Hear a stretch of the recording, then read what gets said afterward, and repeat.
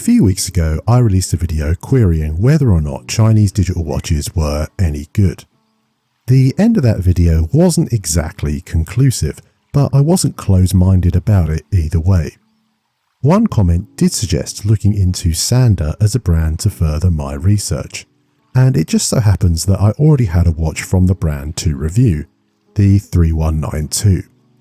I made the point in that video that actually there aren't too many companies that produce digital watches, and when your Casio collection is fit to burst like mine, companies like SANDA are an alternative outlet for your collecting. This video will be a brief discussion of the brand itself and its history, a review of the watch, and ultimately a judgment on whether it's a keeper or if it needs to find a new home via eBay. With all that said, let's get into the video. The official SANDA website states that the company was originally founded as the Guangzhou Lang Clock and Watch Company Limited in 2011. There ends perhaps the shortest company history of all time. I cannot for the life of me find out any more information than that, beyond the fact that SANDA pieces have also been available since 2011, so there was a pretty rapid name change. I would assume that one of two things is true. Either Guangzhou Lang Clock and Watch Company is the name of the holding company and SANDA is their brand, or they renamed the company as soon as they realised the original name would struggle in an international market. The other thing that the name tells us is that the company is based in Guangzhou, which really shouldn't come as much of a surprise, as it's a bit of an industrial powerhouse, and like other Chinese watch brands, this allows SANDA to utilise its proximity to Hong Kong to help it to ship and reach wider international customer base. The other thing that I can tell you quite categorically about the company is that a lot of what they produce are homage pieces. Unlike a lot of Far Eastern homage brands, their focus is mainly on digital pieces. So you'll see a lot of watches listed that resemble G-Shocks and various smartwatches. I don't profess to know every watch model that exists, but I would wager that a fair number of their designs are also original. There are a lot of pieces advertised where I would be curious to understand the functionality a little better. The descriptions given, at least on the official store, are not exactly detailed, and some of the designs are really quite unconventional. One other trait that might appeal is that the watches are cheap, genuinely very cheap.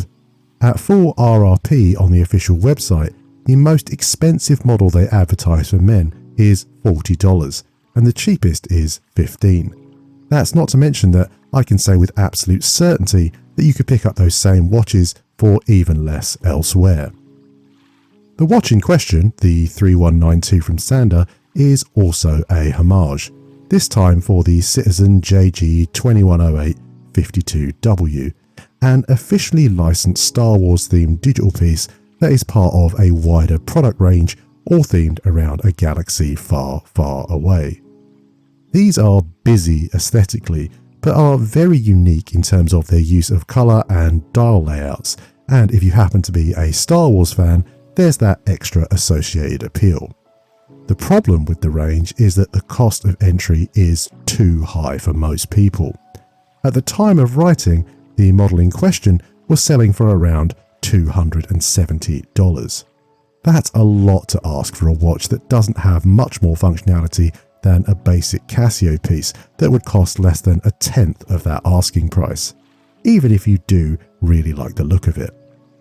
That is the niche in the market that SANDA is hoping to fill with the 3192, a model that you can often pick up for between $10 and $15. The question really is, should you? Well, I think one positive with the piece is that while clearly a homage, they haven't gone full copyright infringement and included any of the Star Wars logos or branding. That may well actually be viewed as a positive too. If you're a fan of the design but not a fan of the Star Wars franchise, this is a pretty good best of both worlds situations in terms of the look you're getting. I feel like I fit into that category a little bit. I love Return of the Jedi. I remember going to see the re-release with my family when I was just 7, but it's all just nostalgia. When I recently went on a binge watching all 9 of the movies, I realised actually it's really only that one that I enjoy. So I'm not sure I would be massively comfortable wearing a Star Wars branded watch, as Lord knows if a fan tried to start a conversation about it in passing, I'd get lost pretty quickly. This model is 37mm in diameter and 12mm thick, but wears far larger as this is a square piece. It's made from a zinc alloy, so it really won't take a beating. It has tempered mineral glass, weighs in at 70 grams, and has a stated water resistance of 50 meters.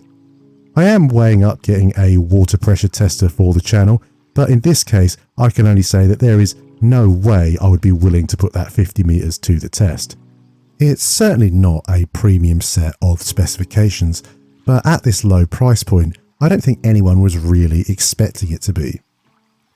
That busy design does actually pack a fair amount of functionality behind it, though I won't lie to you, it's not exactly easy to set up and use as a result.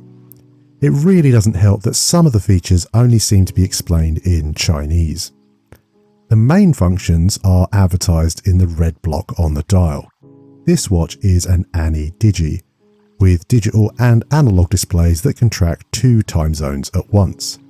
The advertising can be a bit confusing here as well, because sometimes it's advertised as a dual time display and sometimes as 3.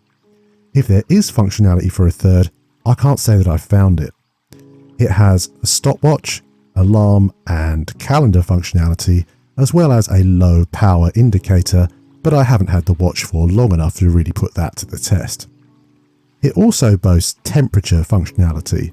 I'm not entirely sure where you'd need that, to be honest, and from my experience it is usually 3 to 4 degrees out when it's off wrist and significantly more variant when it's being worn.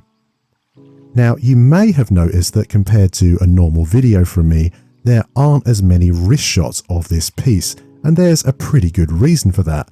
The bracelet actually arrived broken. Casio fans will recognise the setup. It's a simple hook clasp, but without a fold-over piece to lock it in place. The hook should attach to a metal bar, and the clasp pushes down into place for a little extra security. The problem with this model is that it arrived without a metal bar for the hook to attach to. I can only assume that it's broken off during production and not been noticed through quality control. Not great, and usually you'd send something like this back. But given its low price and the fact that I wanted to make a video on it, I kept mine. Though that wouldn't be the takeaway consumer advice I'd give. I definitely wouldn't settle for something like this normally. Detractors might immediately point to the Far Eastern origin, but the fact is that these style of low price bracelets are almost exclusively awful no matter who makes them. While I've not had one broken like this before from Casio, they've always still been prone to slipping, hair ripping and coming loose, far more so than other designs. I think the real consumer advice I'd give here for cheap digital pieces is to go for them on a rubber strap. They're more comfortable, a little cheaper, and you'll never run into this issue. Back to the focus of the video, is this watch a keeper or not? I have to start by thinking about use cases, and I think if this has one, it's very niche. You have to be someone who wants the original Citizen, but on a tight budget. I suppose it does boast a lot of functionality, but the only real standout one is the temperature measurement, which I really can't come up with any valid and realistic scenarios where you might actually need that functionality, especially given its questionable reliability. It is also very cheap.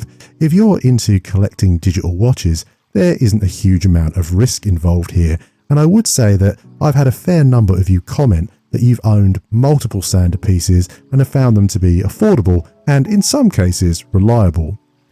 My own personal experience has obviously not been great, and I've tried not to let that cloud my judgment too much, but I won't be keeping mine. I would say though that I've not gone through the proper channels to get it fixed, and it's worth noting that SANDA do offer a 30-day returns policy, and an international warranty if you buy from them direct, which in truth I did not. Even if I had, at this price point, you'd question whether it's actually worth your time and energy shipping it out to China and back. As an aside, when dealing with watches at this price point, it is easy to dismiss the idea of selling them. I'm sure to many the amount you get back doesn't make the effort of selling it seem worthwhile. I fully appreciate that perspective, and you're not wrong, but for me, I get through so many watches that, as Tesco say, every little helps. In this case though, given the damage to this piece, while I've stated this is one to sell, I won't actually be passing it on, as I'd rather not sell damaged goods via eBay. As ever, thank you for your time. If you've enjoyed what you've seen or found it informative, consider dropping the video a like and subscribing for more content like this in future.